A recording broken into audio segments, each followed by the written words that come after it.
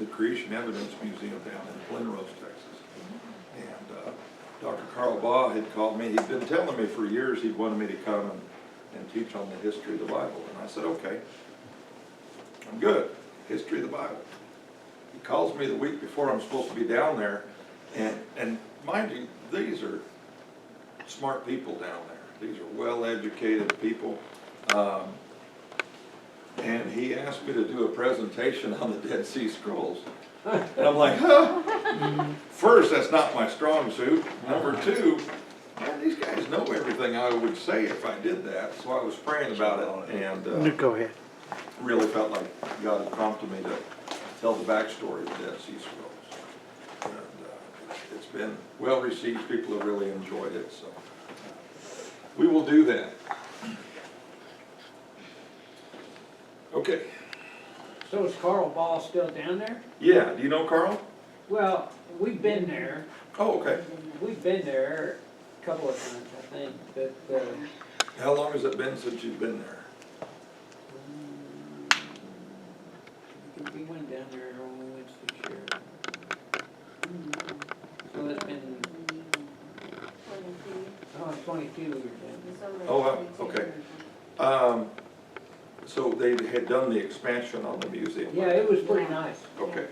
So, yeah, if you have not been to the Creation Evidence Museum in Glen Rose, it is a world-class museum in a little bitty town in Texas. And Dr. Baugh has been at this for decades and decades. And they started in literally a little log cabin is how the museum started. He discovered a dinosaur footprint. This is right by Dinosaur Valley Park there, the state park, right outside of that. So the Paluxy River goes by and it was real dry and he was out there and he discovered a dinosaur footprint with a human footprint in it, right? And people pish-poshed, oh, it's not real, it's a fake, and besides, he's not even a real doctor. He went to one of those Christian schools, you know? And so he's not even a real doctorate. He's not a real scientist.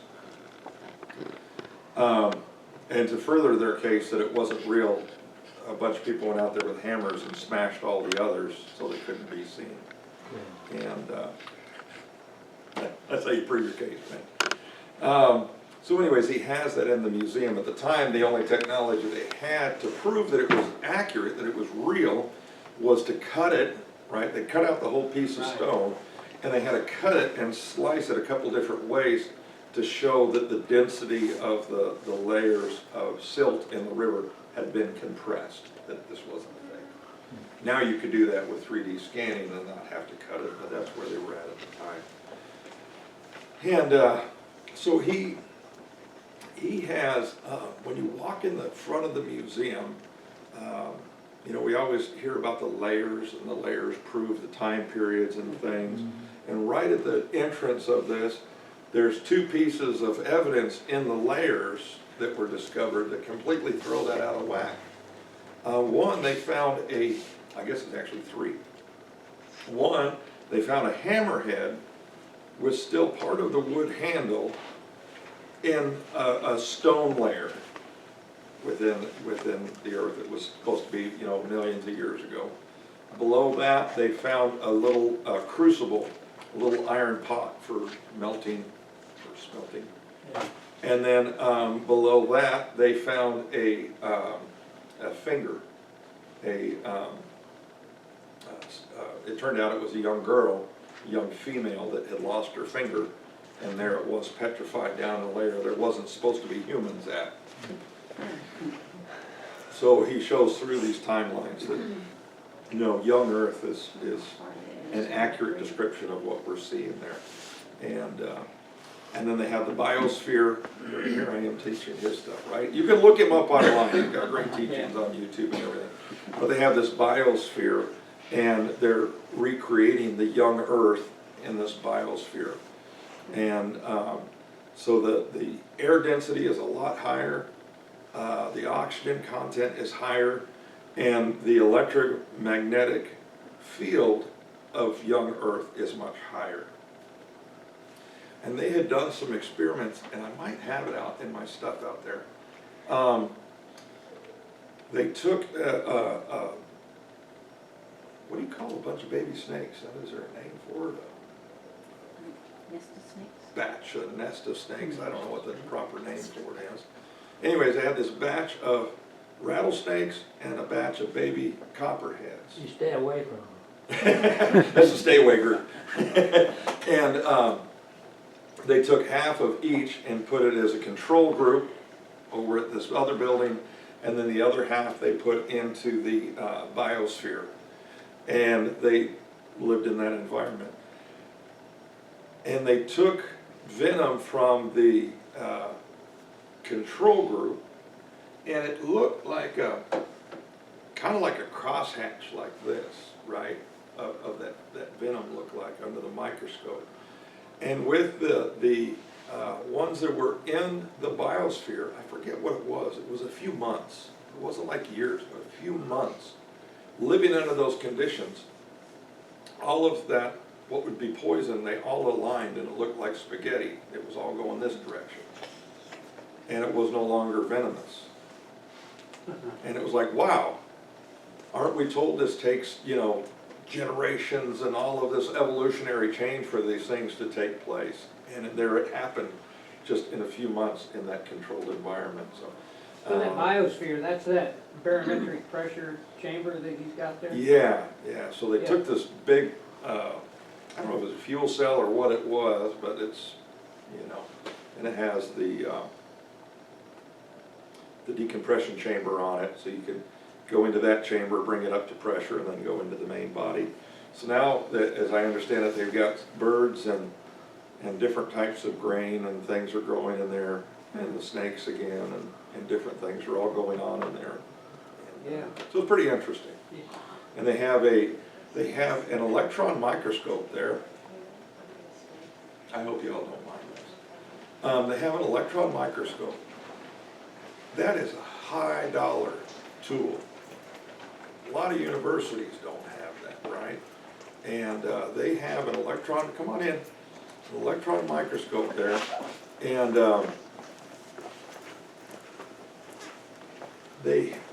I took my grandsons down there. Nolan, that's out here, was one of them. He and his younger brother we took down there. And they could pick any bone they wanted from all the drawers of the dinosaur bones. And they picked a bone from a Mosasaurus. I'd never heard of a Mosasaurus before, but apparently it was a sea creature. And they took that, and the guy takes a saw and cuts off a little slab of it, and then they grind it down until it's super thin, and then they put that in that electron microscope. And when they did oblique lighting in the electron microscope, you could see collagen and lipids in the dinosaur bone, right? A renowned paleontologist sometime in the past had written that those cells only last, I forget what it was, 1,000 years or whatever it is, whatever number he put down, and had this whole paper that everybody agreed on, this is how it all works. But when you take that and you apply it to this application of the dinosaurs, it proves the dinosaurs aren't from millions of years ago. They were from more like hundreds of years ago, within 1,000 years. Whoops. That's a little different. So, anyways, the Enduring Word Museum. Dead Sea Scrolls, the backstory. Can't talk about the Dead Sea Scrolls, boy, that is a fuzzy picture, without talking about the Cairo Geniza. So if you didn't hear my talk earlier, if you're not familiar with the Cairo Geniza, in the 1800s, later 1800s, skeptics were saying, how do we know the Bible is true? How do we know the Bible is accurate? And God gave us this discovery at this monastery in a monastery. What? A little lightning, please. A synagogue. A little different. A synagogue in Cairo, Egypt. And at that synagogue, it is typical to have a room that's called a geniza. It's a storeroom for retired documents, right? And when you retire the documents, you don't burn them, you don't destroy them. It's God's word. You just put them away.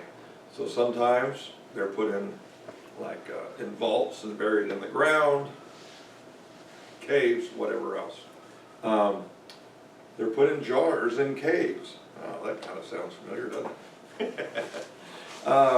So that's how you take care of the old documents. These are God's word. So in this this synagogue in Egypt, they had been storing documents there for centuries.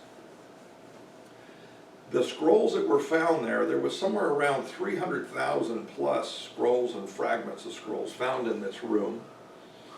And they predated anything else we had by about 600 years.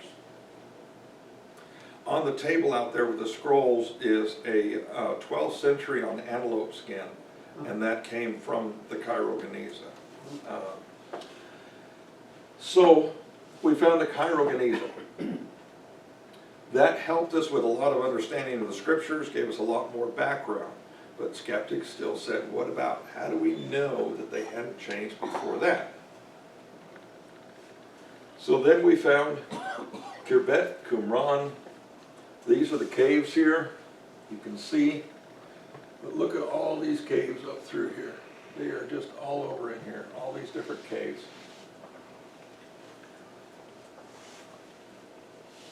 When those were discovered, well, let's back up. Okay, yeah, when those are discovered, those would become the oldest scrolls we have from before the time of Christ. But before we go too far, we got to talk about this guy. This is a portrait of a guy named Moses Shapira from 1880. So this is about the time the Cairo Geniza is discovered. He's a businessman, and he travels to Israel on business, on pleasure. He's a Jewish man. He's there. That's his home, right? Well, not his home of record, but his spiritual home. And he goes to a pawn shop, not a pawn shop, an antiquities shop, and sees these scroll fragments, these strips of leather that appear to be very, very old, and it has writing on them that he doesn't understand. Oops, too far. How about that one? It's hard to see the letters in here, but it was a Paleo-Hebrew. This is the book of Deuteronomy. And he thought, wow, this is going to be earth-shaking to my people. And he takes these back to Europe with him, thinking that, I don't know what these are, but these look really old. These are going to be a big deal. And he takes them back. And instead of people going, ooh, wow, look what you found, they accused him of perpetrating a fraud, that these were fakes, and that he was trying to get famous for this discovery, and these weren't real. And their logic was, we know Hebrew, and this is not Hebrew. This is something else, or we don't know what this is. These are fakes. Shapira was so distraught over that, he eventually took his own life. He was so embarrassed that he was received that way. His wife sells these scroll fragments for nothing, and then they change hands one more time, and then eventually they just kind of disappeared. Nobody knows what happened to them. All right. These two here are the Bedouin sheep herders. They were just boys at the time that they discovered the first scrolls. So when these guys are just young men, they're out here in the desert. This is Qumran Cave 1. They've lost the goat. Hello. Hi, sorry. Oh, that's quite right. So they're looking for a lost goat, and they can't find the goat. They're wandering around the desert, and I've just noticed here, here's a couple of guys down here. Here's another. Yeah, I didn't even notice that before. So people have said that they threw a rock into the cave, And in my mind, I've always pictured a couple of 13, 14, 15-year-old boys out looking for a goat and they're getting bored and throwing rocks at things. They say they threw the rock into the cave to, if the goat was hiding in there, to stir it up and get it out, but I think it was more just target practice to see if they could throw a rock that far. And they threw a rock in there, instead of a goat wailing and come flying out, they heard what sounded like breaking glass. This is the entrance of Cave 1. When they went to investigate, they went down in there and they found the broken jars and they found 3 scrolls. These are the jars that the scrolls were stored in. And this one, you can really see some of the cracks on this one. Out in the exhibit, you can see the cracks on them. They've been cleaned up. They're kind of pretty now, but you can imagine at this time they were not that pretty. Okay, so I'm gonna pause here for a second. So this guy with the fez here is a guy named Kondo. And the Bedouin boys bring these 3 scrolls back to their community. Nobody knows what they are. Nobody understands what the writing is. It's a very early Paleo-Hebrew writing. And so there's disputes on how long they had the scrolls. They say they had them for a few months. Most people think they had them longer. One of the scrolls, what turned out to be the Great Isaiah scroll, I think it was, they actually nailed to the tent post as like a talisman, a good luck charm hanging there. And there it hung for a while. Eventually their chieftain says, take these to Bethlehem and see if there's any value in them, see if you can sell them. So the boys take them. They go and they meet with this guy, Kondo. And Kondo, he sees the scrolls, he says, yes, they look old, but I don't know what they are. We'll have to get someone to verify and see if we can identify these to get value of what they're worth. So the boys take the scrolls now, and they go down the street to another broker and show him. And his response is about the same thing. His name is George. They have some difficult last names. There's lots of characters in this story, by the way, so I've kind of boiled it down to just a handful of characters and using their given names so it's a little easier to track with these guys, okay?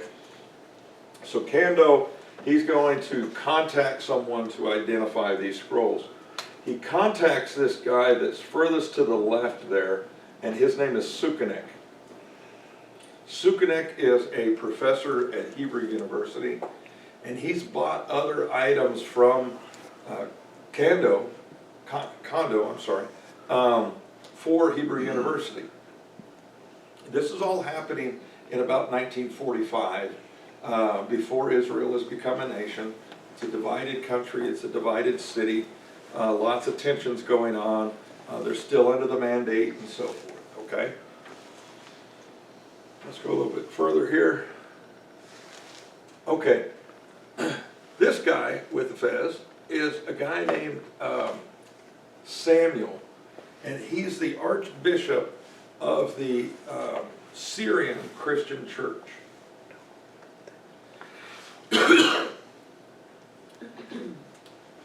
George, one of the brokers, goes to this guy, and it's Easter weekend. So he's gone, these are all Christians, by the way, and he goes up to Jerusalem to the Syrian church and meets with the archbishop and says, hey, by the way, some guys came in with these scrolls and they look like they're really old, they look like they might be really interesting and have some value. Do you have any interest in that? And Samuel says, yeah, I do. I'd like to buy those if I get a good price on them, because if they have value and I can resell them, he wants to raise money to get refugees out of Syria. So they begin to make this negotiation. There's a lot of back and forth here, so bear with me. Meanwhile,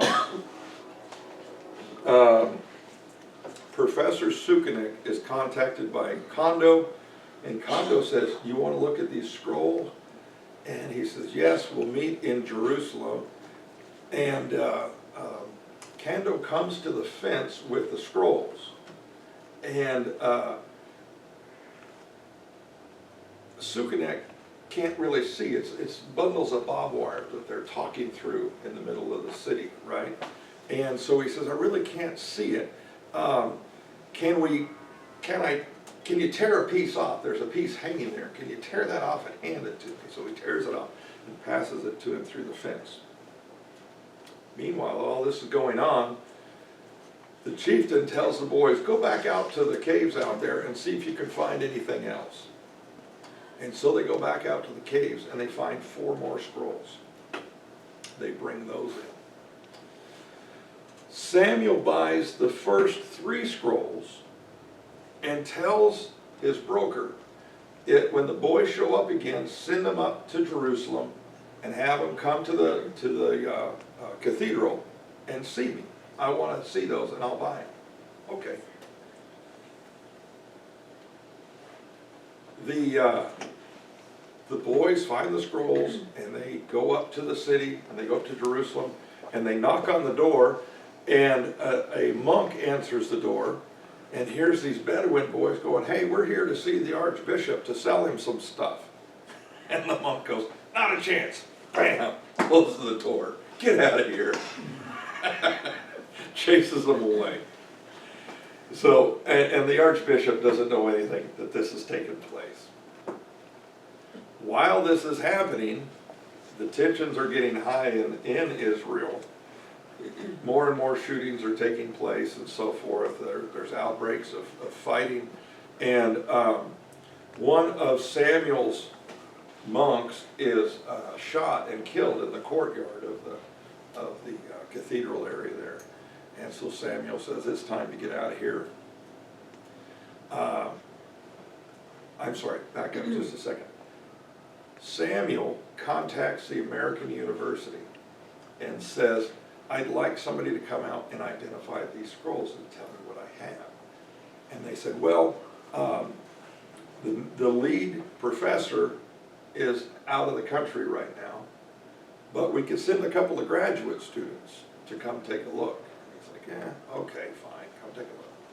So they come to the cathedral to look. They bring their camera equipment with them. They're trying to take pictures of the scrolls and roll them out, but the power goes out in the city. They're like, "Okay, let's take the tables outside and we'll set up outside." So they take the tables outside, and now they're setting up the scrolls outside, rolling them out on the tables, taking pictures. And they're very systematic, taking the pictures all the way through, getting good pictures.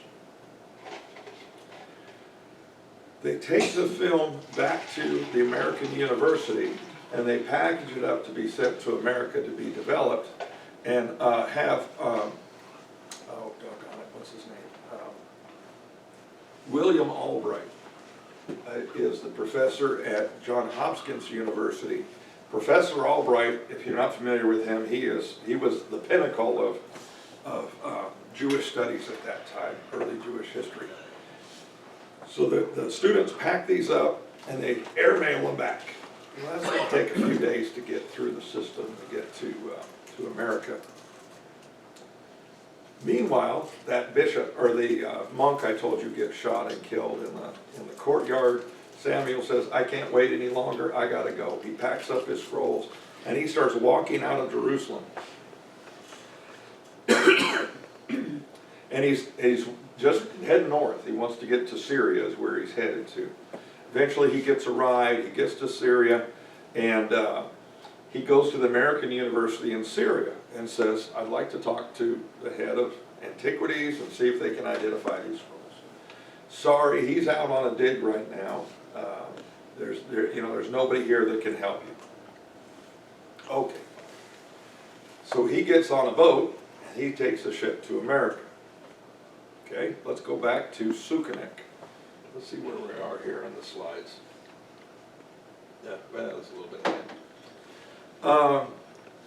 Sukenik has that scroll fragment, and he's been working on it trying to identify this. It's Friday night, and he says he recognizes a letter on that scroll fragment, a single letter he recognizes, and it was an early version of, I forget what the letter was, I'm not even gonna pretend which one it was. And he saw that on an ossuary. You saw the banner in the exhibit there, an ossuary is a bones box. And the ossuary that he found it on was about 200 to 300 BC. So he says, if that's accurate, if that ossuary is accurate, this is from that same time period or earlier. This is truly an ancient scroll. He's excited about it. It's Friday night. It's the beginning of Sabbath. We're rolling into Sabbath for him, right? And so he's sitting there in his chair, and about that time, his son comes in the door. And his son is excited. He says, Dad, you're not going to believe it. The UN just voted, the UN Security Council just voted and recognized Israel as a nation. And he says, wow, isn't that just like God to bring his people home to their homeland and bring his word home at the same time? And so that was kind of a paraphrase of his thoughts on that at the time. And the young man that came in there, his son, is Yigal Yadin. If you're not familiar with him, he was a very famous general, politician, archaeologist. He was the all-around, what do you say? In America we say the all-around American. The all-around Israeli, I guess. He did it all. So now the War of Independence is on. Stuff is breaking loose. The 4 scrolls were being, I'm sorry, I was at the Sabbath. So it's Sabbath, it's Friday night for Sukenek. He says, well, I can't contact the Christian Kando because it's my Sabbath and I'm not going to make a phone call. I'm not going to do business. And tomorrow's Sunday, so it's his Sabbath. So I can't call him tomorrow either.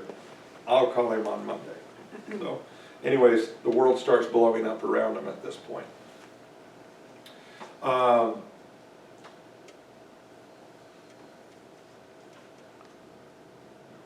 Samuel is across the ocean now, lands in America. He goes to New Jersey. There's a Syrian church in New Jersey. And he has his scrolls with him. He puts them in the basement at the Syrian church there. He's heard from Professor Albright. Albright has seen the pictures now, and he's been able to identify these as authentic ancient scrolls. And he was very congratulatory to the students that had taken the pictures, that they'd done so well, that they had actually identified these things. So now Samuel knows that these are the real thing. What can he do with these things?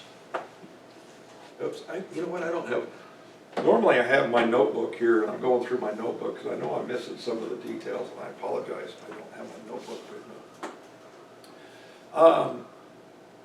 Samuel runs an ad in the Wall Street Journal, in the classifieds of the Wall Street Journal, that reads, ancient biblical manuscripts for sale.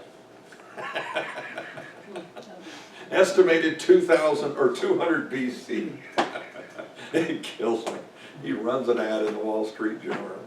So people are contacting him, and one person in particular contacts him. He's supposed to be an American collector, and they negotiate a price, and I believe, without my notes, I believe it was $250,000 in 1954 that they paid for those scrolls, the 4 scrolls. I'm sorry, the 3 scrolls. Sukenek was able to acquire the 4 scrolls from the Bedouin boys, so he had those. The American collector turned out to be an Israeli, and that was Yigal Yadin, that was posing as the American collector to buy the scrolls. So he bought the scrolls and he took them back to Israel. So now all 7 scrolls are collected, but sadly by the time he gets home, his father Sukenek has passed away. And so he never saw all the scrolls united back together again, the 7 scrolls. The War of Independence is settled by this time, and Yigal Yadin begins to lead expeditions down into the valley to find these caves where these scrolls have been discovered. This is within their area now. And so they go down there and they're trying to get all these things into safety before they're pillaged by grave robbers and so forth, treasure hunters. And so they do these expeditions down there and they're collecting up the scrolls. And they work through that main face that you saw of the mountainside there, finding the scrolls. The end result is they found about 1,500 scrolls and thousands of fragments. And come on in. Sorry. Oh, you're fine, you're fine. Thousands of fragments of scrolls. So what we're looking at here, this guy is John Strugnell. John Strugnell was one of the graduate students that volunteered to work on this project. And when I was talking to my grandkids, the way that I described it to them is if you can imagine having a 15,000 piece jigsaw puzzle, right? And your kids take that jigsaw puzzle and play with it out in the mud for a few weeks. And then they gather it all up and they try to fix it by throwing it in the washer and run it through the dryer. But in the midst of that, they threw a bunch of it away too. That's what these guys are dealing with, is none of the pieces actually fit together like a puzzle. And they're tattered. They've been sitting in these caves for 2,000 years.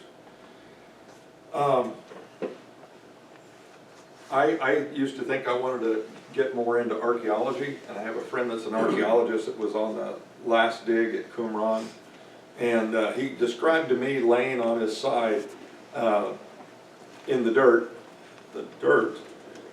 with a trowel, slowly peeling back the layers, looking for fragments and so forth, right? But it's not dirt, it's all bat guano, right? Because the bats live in these caves. And so you're going through all these layers of bat poop looking for the fragments. So the fragments aren't nice. Oh, look, there's a letter I recognize. No. It's a mess, and it's all jumbled. And when the bats were living in these caves, right, they put these jars in the caves 2,000 years ago. Bats are coming and going out eating insects. They come back in, they hang from the ceilings. But sometimes they knock the rocks loose and the rock falls and hits that jar and the jar breaks open. And then the scroll now is exposed to that hot, dry desert air. It dries out, begins to break. Meanwhile, the bats are still pooping and peeing on all of this. And so those scrolls can decay away and fall down into the floor. So what you see here is they would gather, when they would find the pieces close together, those are the ones they would gather together, and they put them between pieces of glass. In the exhibit out there, you saw that papyrus piece between the glass. That's a common way of storing these and protecting them so you can work with them. It's really interesting that both of these guys have cigarettes hanging out of their mouths as they're dealing with these rare pieces, right? It goes on from there. Now you gotta give them some grace.